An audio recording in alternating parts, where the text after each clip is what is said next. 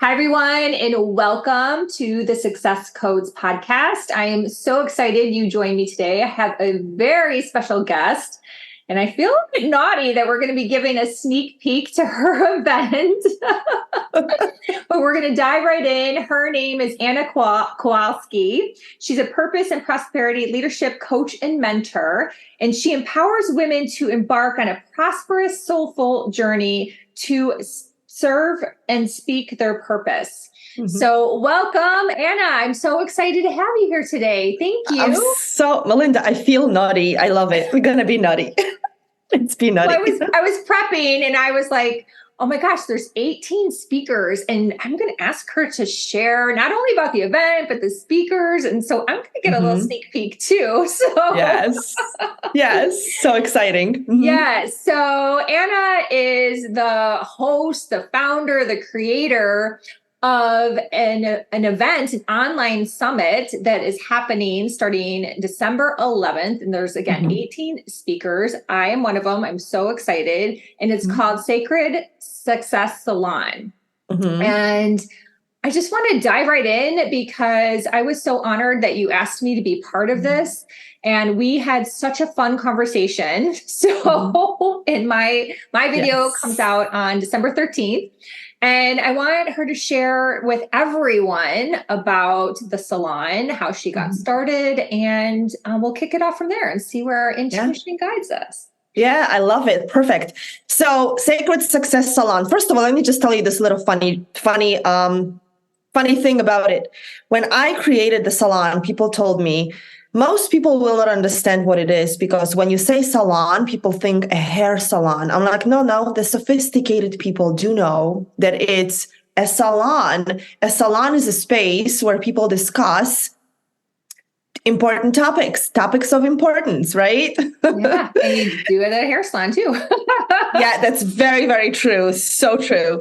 So Sacred Success Salon, the whole idea of Sacred Success came about when I was downloading what my work is about.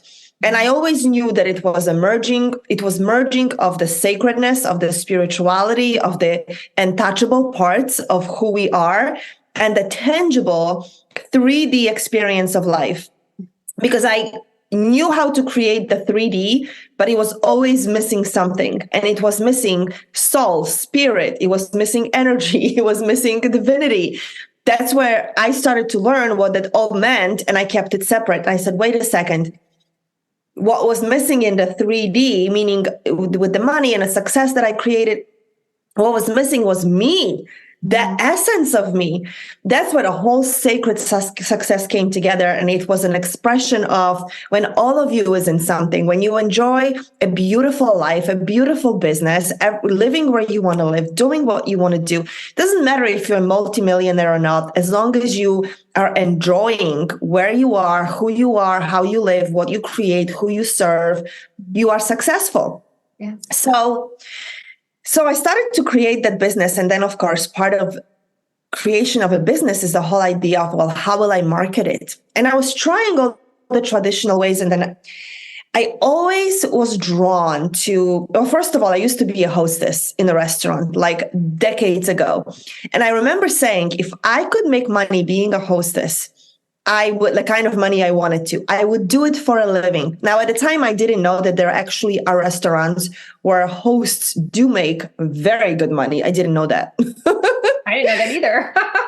Oh, yes. There are some very... You're the first person, yeah. Yes, and you are the gatekeeper. So there are some restaurants that actually that becomes a very important role. But I didn't know it then. All I knew was the hostess that I was being in a restaurant where it was nice, but I wasn't going to make a killing doing it. So I always knew that I loved hosting people, that I loved creating an experience. And then I learned about online events. And I learned about series you put together where you invite others and you ask them questions. And I'm like, wow, I could make these new friends that I learned so much from. I will be learning. And by learning, I will be sharing what it is that I am learning, that I am using in my business, in creating my success in my life. I'm like, oh my gosh, sign me up. And I've been hooked ever since. It gives me a way to, first of all, share wisdom, which as you can tell, because you have a podcast, it's so important, right? Being in a space of generosity and sharing what we know and giving people access to it, I think it's just so important. So there was that aspect. And then also, of course, it gave me exposure. I was getting to know all these new people that I got to collaborate with. Like you and I right now, our paths might have not crossed anytime soon.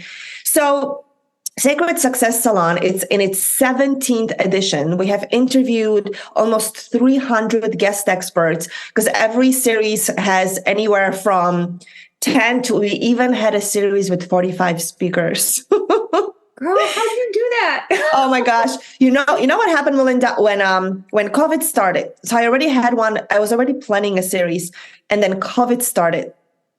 And it was beginning of March, and that series was going to go live end of April.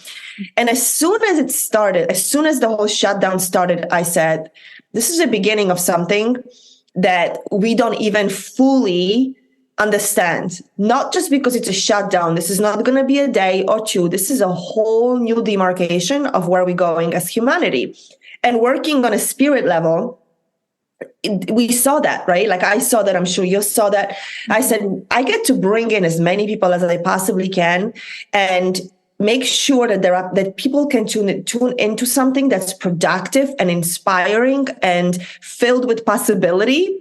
Yeah. And that's going to be, so that's why I said 45 and out. But let me tell you, when I got the 45 number, I was like, how the heck am I ever? It's a lot of work. But we pulled it off and it was amazing. And it gave people opportunity for several weeks to tune into some really juicy information. It was very timely. So we haven't stopped. This is our 17th edition, and amazing people like you come together, and it's business. So people who are successful in business, but also are accessing this other dimension. They are in a spirit world. They work with spirit world, with energies, whether it's intuition and manifestation, business tips on how to use it, how to raise your frequency, how to create success on your own terms. What does it even mean? And the topic for this particular one is, we are coming into this whole new era of renaissance, a new renaissance where there will be a lot of new solutions coming for humanity. They already are in the energetic space. Our job is to download it, to download the ideas, to sit there like a Tesla. Tesla had his own strategies where he sat in a room and he allowed himself to download wisdom. And he wasn't the only one. Einstein worked like that. He would just get insights and channeled downloads on how to solve certain things that haven't even been implemented yet because they're so far ahead of the time. And we are in a space right now where we need to tune in even deeper because our businesses will no longer be like the old traditional businesses. Our work is changing very quickly. AI coming in is going to eliminate so many jobs. We already know that. And that's good news. It's good news because it's going to eliminate the jobs that can be done by robots, which means the humans weren't being very creatively utilized, right? Mm-hmm. If a robot can do it, then a human definitely wasn't using their creative faculties or their intuitive faculties. So now, right? Yeah. So now we are at this new era where intuition, creativity, business savvy, but not because you learned it, but somehow parts of you know it because it's in the field, right? That's where we're going into. So I asked 18 speakers. One of them is you, which you already shared, to ask about their stories, how they shifted from one industry to another, how they followed. And you shared so beautifully about yourself and your husband and how that merged together and what propelled you to create something that probably wouldn't have happened if you just did the logical thing. Yeah. Right? True. Mm-hmm. Yeah. So asking questions of people who have successfully transitioned from industry to industry, began to use their intuition and their creativity to create something, a life that they actually want to live. Because that's the only way that we can lead and thrive into the future. There is no saving enough for this inflation. There is no budgeting to get through it. I love it. Somebody said it on Facebook yesterday, which if I remember, I will give them credit. Jeremy Krakowski, no relation whatsoever. He's a business mentor, and he said on Facebook, you can't budget your way out of this inflation. And I said, you know what? That is so smart. The only way is to get creative and resourceful and create and download and channel solutions that people will want to invest money into. Right? Like we want, right? Like we won't get through it by budgeting enough money, which is pretty much, to me, when I say budget, it's like holding your breath because you only have enough, and hopefully you can exhale on the other side. That's not what's going to work. Right. Yeah. And you can try to budget yourself to death, and there's still things you need, and the prices keep going up. So yeah, you're totally right. Yeah. So how do we now work with the energy, work with the invisible to support us in downloading something that people will actually want to be a part of and invest in and co-create and pay you for? So you don't have to budget. You can constantly grow your business, grow your contribution, allow money to come in, because we're all about purpose and prosperity in the salon, and allow yourself to be the channel for what's possible. As the world is, trying to put their head in the sand, we are going to lead and thrive. So that's what this salon is about. Wow, it's amazing. So 17, what year did you start, and how many do a year?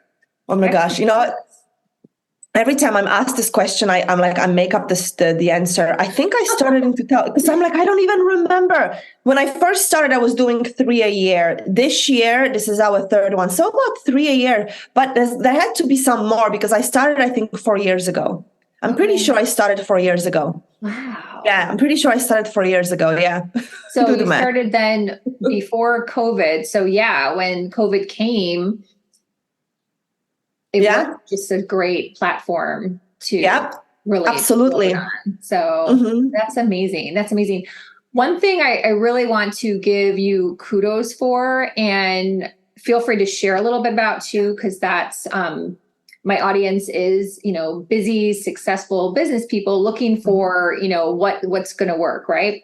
But often we get into shiny diamond object syndrome, or, let's try this. And the fact that this is 17 and you've stuck with it in a sea of a lot of competition, let's be honest, especially in COVID, everyone started doing these summits, right? And some have been one and done.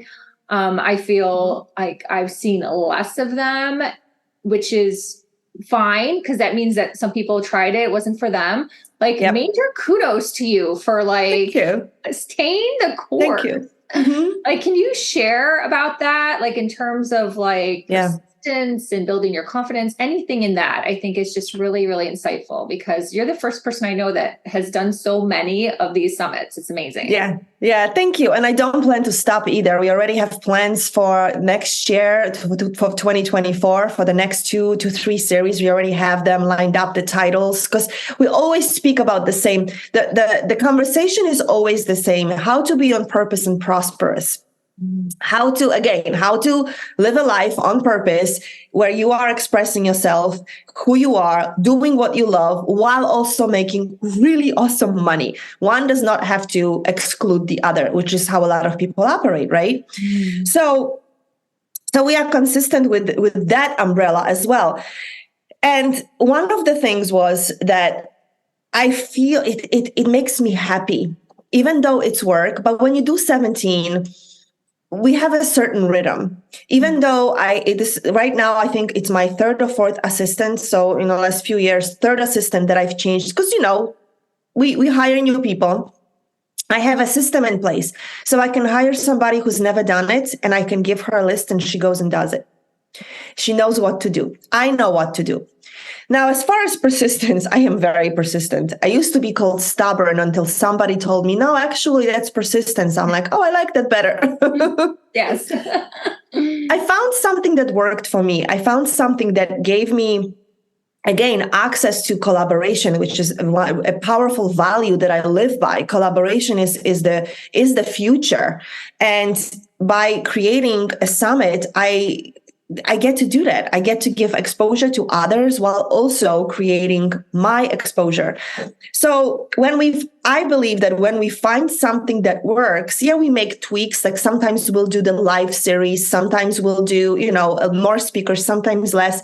Sometimes we try different things. We always shift things just a little bit to respond to what the market is. Like when I started, the interviews were an hour long, 1 hour. And I love it because I love to talk, but and I love to interview. But what I found is that the 30 minutes, and as you can tell with your podcast too, it's like people are limited with time. 30 minutes, they were able to schedule the time within the day, whether it's 1 in the afternoon, 1 in the evening, 1 midday, it works. Any longer than that, and people were tuning out. So we paid attention to that. So it's making changes along the way. But when we find something, I believe that's what happened for me. I found something that I love doing. It is working. It's working in two ways. It's working when I create a series, but it also works in another way. The more I create and the more consistent I am, the more reliable I am in the market. So people invite me to their country, to their collaborations. And that gives me extra exposure. So I said, oh, this is a win-win everywhere. It's one of the ways for sure that I will continue to grow my business. And yes, I've been in industries before. So get this. I was in a .com and on like the brink of 2000, I was in a .com industry where it blew up. And so that was my first or second experience. Second time, I was in the mortgage industry. Like we owned a mortgage company. We had a real estate investment. 2008 blew up. So there was a third one that I cannot remember right now, but that's okay. What I started to see is that industries don't really disappear. Blew up meaning it was swelling because everybody was getting into it. Everybody and their mother became a mortgage broker. I don't know if you remember that era. Yes, I'm like, this guy was cutting my grass last week. Now he's a loan officer. What? He's a mortgage.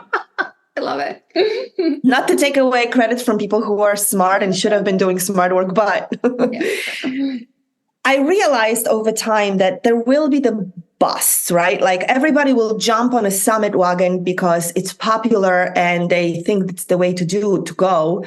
And then those people who it will not work for will go away. And because that's what I saw happen in the .com industry, the technology didn't go away. It busted. And those who stayed with it kept growing and expanding. Same thing with mortgages. I still have friends who are in the mortgage industry who didn't leave the industry in 2008. And I left right before it happened.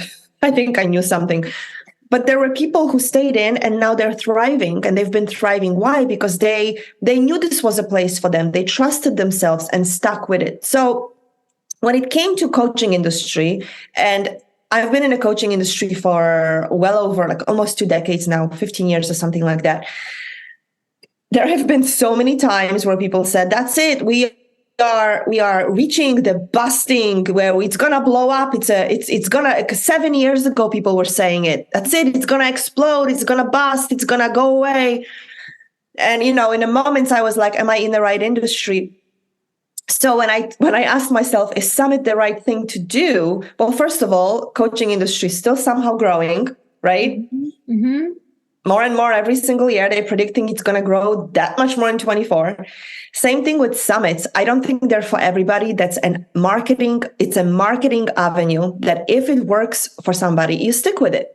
And then you don't pay attention to everybody saying, oh, they go away. And I've been on some of those summits that are one and done. And I said, never again. It doesn't mean I will not be on somebody's summit if it's their first time. But unless I sense a certain level of commitment to what they're doing, I won't stand for it.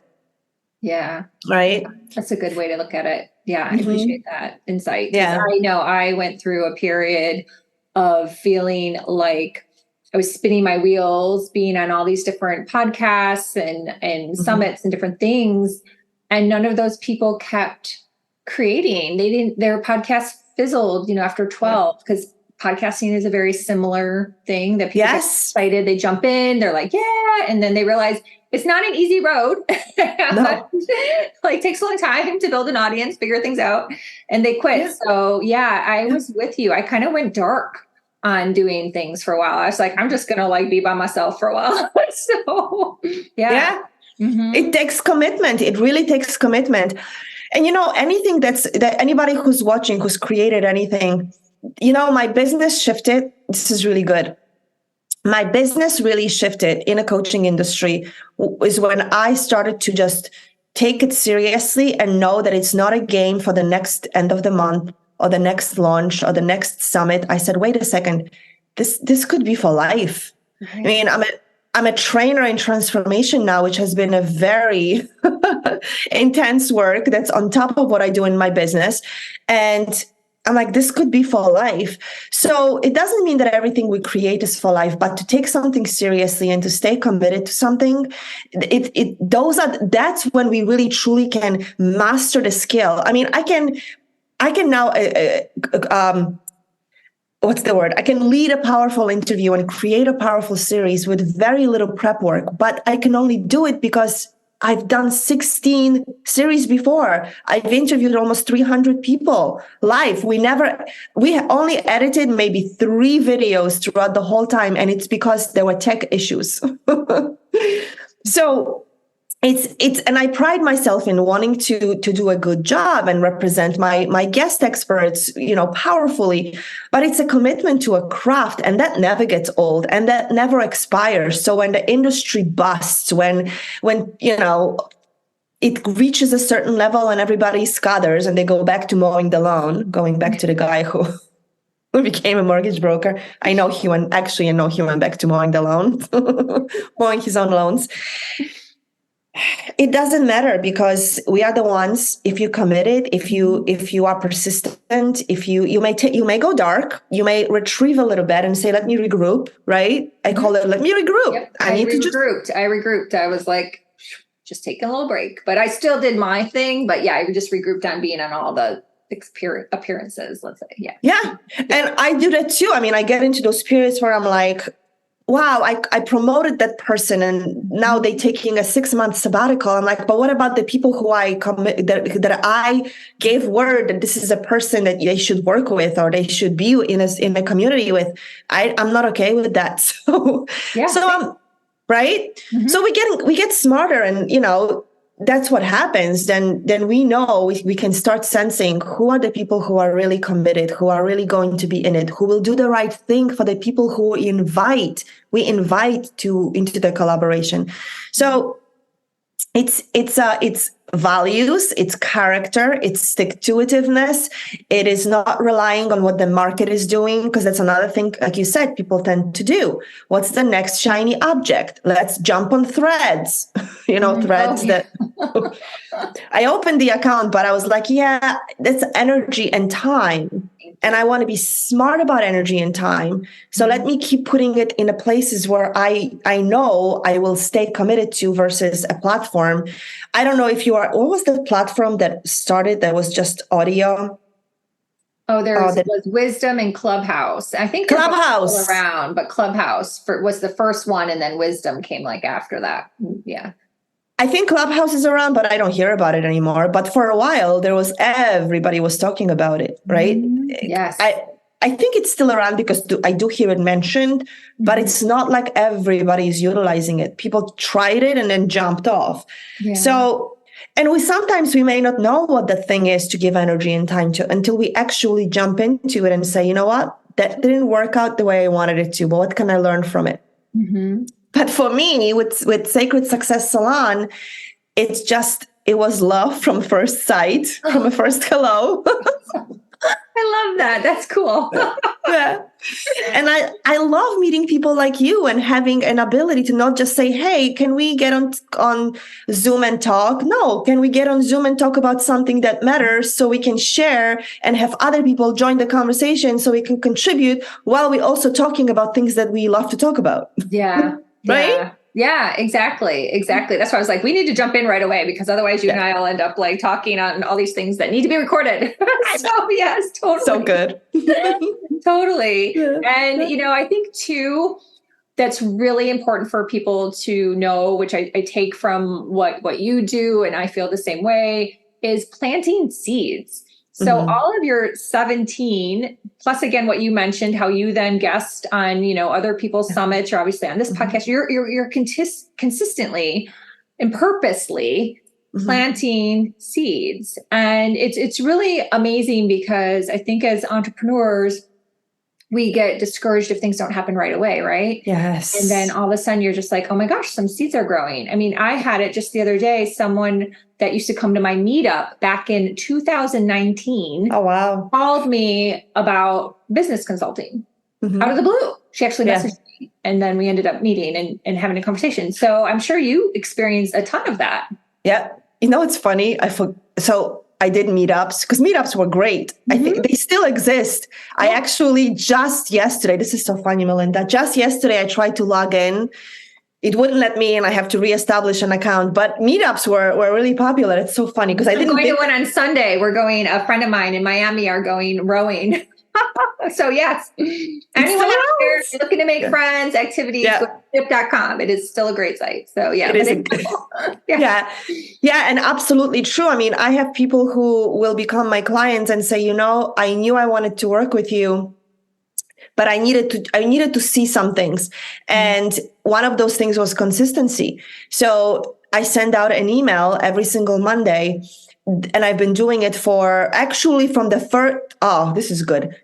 When I finished the first series, the first salon, I said, okay, now I'm going to get even more committed, because now I had all these new people that were on my email list, because that's how the summits work. We build our email list. I want to give them something. And I committed to sending out an email every Monday. And we've been sending out. So I send out emails on a regular basis, but the one on Monday always goes out on Monday with a certain topic and a certain structure. And she said, when I saw you send it out every Monday and never miss a day, never miss a week, I knew that I wanted to work with you. So people watch us. We plant seeds. People watch us. We never really know who is watching what and what they're tuning into that will poke them to contact you, to reach out to you. And sometimes it could be several years. I had somebody who was on my list for 3 years. Before she opened my emails, she goes, I'm not ready. I'm like, okay. I haven't even spoken to her, but when I finally spoke to her, she said, I wasn't ready. I'm like, I wish you could have called me 3 years ago, because that's, of course, the story we know, right? But you're here now. So we never absolutely planting seeds and consistently committed to what you stand for, your work can even shift a little bit, but your vision will always stay the same. So you never know who's watching, and you never know how long they're watching you and what they're looking for, to one day out of the blue, which is never really out of the blue. Right. Yeah. Contact you and say, send me the link. I want to pay you for what? I just want to work with you. And I don't even care what it looks like. Yeah. It is truly this amazing thing. So when that comes together and you're just like, okay, 3 years ago, that's amazing. Sure, let's go. So yeah. That's you so never cool. know. Yeah. Well, before we wrap up, I would love if you share just maybe about a couple of the other speakers or their topics, just to kind of give that little bit of nugget, because I definitely want everyone to sign up for the salon, and there will be a link in the show notes. So amazing. Take it away, my friend. Yep. Okay. Hold on. Let me tune into the names, because there are so many amazing. Tracy Clark, my goodness, Lotus Sky, Lee Davy, very powerful. Kimberly Masca, Helena Riley, Adrian Rivera. I'll tell you, Abby Gooch. I'll give you an overarching idea. All of them are spiritual, but also very grounded, doing real business. So we have breath workers who turned it into, Adrienne Rivera. She's a breath worker, but then she's become this very savvy business around it. It's not just about breath work, but let's turn it into this program. Let's turn it into, she has deck of cards for breath work, which is, she says it's the first one. I'm like, I've never seen one. So I totally believe that. A breath work deck of cards. So people who are like Helena Riley, she works with voice, but again, they have a whole technology about how to work through stuckness and heal your whole being through the frequency of voice. So amazing recording, sound healing. Again, her and her ex-husband, he has passed, passed. They created a machine that is revolutionary that they're doing really well with.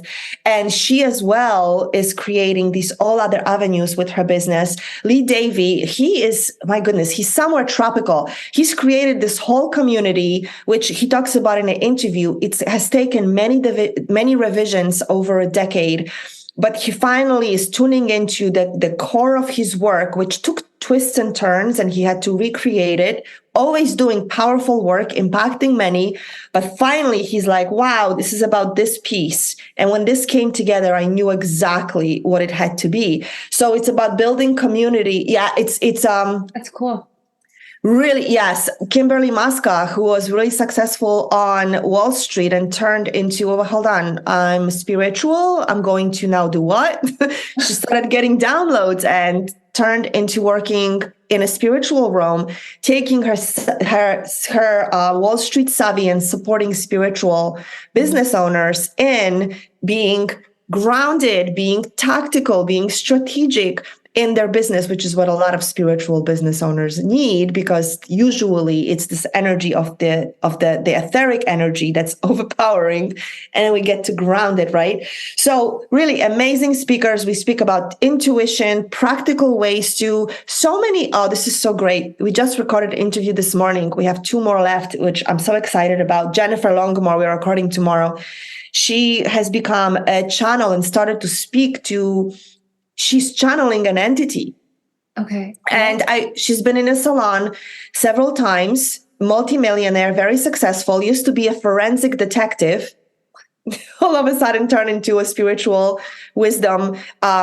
Akashic Records was how she entered. She entered with Akashic Records as her tool. All of a sudden she began to channel an entity, and now she very openly speaks about, very recently, Mother Malia. So she's coming tomorrow, multimillionaire in spiritual business, again, created many different ways to turn her work into gold. Mm-hmm. So we're talking about what it took to start, what it takes to keep going. We're talking about how to work with intuition for people who are maybe thinking, I don't have any gifts. I would like to. I think it's great. It sounds really good. But I don't think I was born with one. The guest this morning that we spoke with, Ambila, she talks about that. She was very much in the corporate world. And then at night, which is similar to my story, started to open up to intuition. She played with tarot cards. And then one day the tarot reader invited her to a psychic circle. And she goes, psychic circle, me? I don't think so. And it began a journey of her opening up to what she already on some level always knew. Yeah. So it's using those skills, those gifts that we read about, and putting them into practical business that then helps so many. How to do it now, how to prepare for what's coming, for all the changes that are already happening and will increasingly keep happening. How to not be swept up in a conversation of inflation or a conversation of recession, but be a creator, a conscious creator of wealth, prosperity, and doing it in alignment with purpose, with our gifts, being of service to humanity. Oh, it's amazing. I'm so excited. Yes, y'all just got the naughty share. That's right. This was the naughty share. I love it. That is so cool. Well, this has been super fun. I am so grateful that you took time out of your busy day to hang out with me on my podcast, and so we can share more about you and obviously the other 17 speakers. It's gold, girl. You've got this locked and loaded, and thank you. Just very cool. So I'm very impressed as someone who's been in this lane for a while, and just really honored to get to know you. So thank you. Thank you, Melinda. Thank you for having me on your show. I truly appreciate you giving me space to share. Oh, I love it. And everyone out there watching or listening, obviously everything will be in the show notes. This 17th edition of the salon kicks off on December 11th. Mm-hmm. And it's 6 days, right? Yep. 18. Okay. And good math. yeah, I was like, let me do that math really quick in my head. And mine, I believe, is December 13th. But in general, hopefully everyone tunes in for everyone's and then really makes a conscious effort to listen to what all these really amazing teachers are going to be talking about and then connect with everyone too. So sounds super fun. Awesome. Yay. Thanks again for being See you here. in the salon. Thank you, Yes. Melinda. Bye. Bye.